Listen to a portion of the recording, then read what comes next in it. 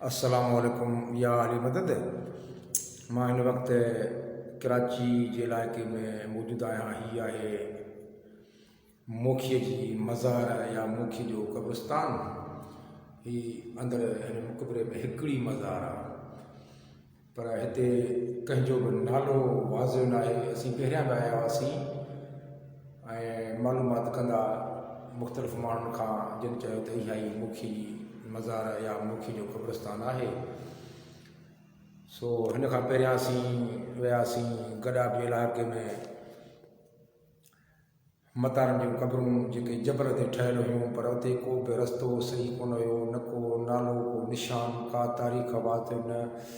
जॾहिं त मोखी ऐं मतारा जो पाण में वॾो तालुक़ु गहिरो त आहे ऐं लतीफ़ सरकार जे रसाले में इहे पिणु मौजूदु आहिनि, मगर अफ़सोस आहे त कंहिं बि हिसाब सां किथे बि को उन्हनि जो नालो न आहे। न मतारनि जो क़ब्रिस्तान, मोखी जो क़ब्रिस्तान। बसि आम माण्हुनि खां, रस्ते वारनि खां पुछा कंदा पहुचंदा आहियूं, पर ॾुख इहो आहे त न सरकार को सार लधी आहे, न को सरकार को बोर्ड हणायो आहे, न ई वरी कंहिं समाजी कारकुननि बोर्ड हणायो आहे, न की लतीफ़ जे पारखू अने लतीफ़ जा वॾा वॾा आशिक़ पिया आहिनि, या कॉन्फ्रेंस पार्टियूं ने कंहिं बि इन्हनि क़बरुनि ते या इन्हनि मज़ारुनि ते को बोर्ड न हणायो आहे जंहिंमां आम माण्हू खे पतो पइजी सघे। हीअ ॾिसो मज़ार आहे।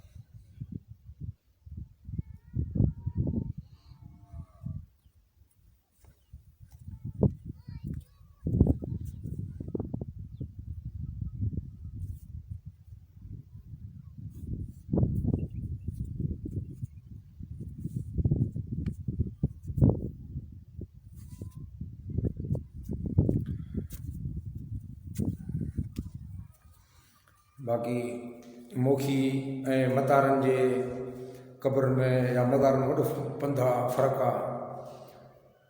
सो ही मोखी खां त मोतारा काफ़ी यानी कि पंध ते आहे, अधु कलाक जो पंध बि थी सघे थो, ऐं विचां वॾो फ़र्क़ु आहे हुननि में। पोइ मतारा हितां निकिरी किथे ॿिए हंधि वञी हुननि धम धणी हवाले कयो आहे, ऐं हुननि जूं क़बरूं मथे जबल ते मौजूदु हुयूं, जेके मूं हिकिड़े पहिरियां वॾी भरियो आहे। पोइ अवां उहो जॾहिं फेसबुक ते रखंदुमि त उहो बि ॾिसिजो, हीअ बि वॾो ॾिसिजो। मूंखे जेकी मालूमात आहे, जेका मालूमात मिलंदी आहे, अवां दोस्तनि सां शेयर कंदो आहियां। वधीक मूंखे बि एतिरी ॼाण कोन्हे। अगरि का तव्हांखे ॼाण हुजे त महिरबानी करे मूं मिसकिन जी, मूं फ़क़ीर जी हेल्प कंदा कयो, रहनुमाई थींदी। सो मोकिलाणी न आहे। अस्सलामु अलैकुम या अली मदद।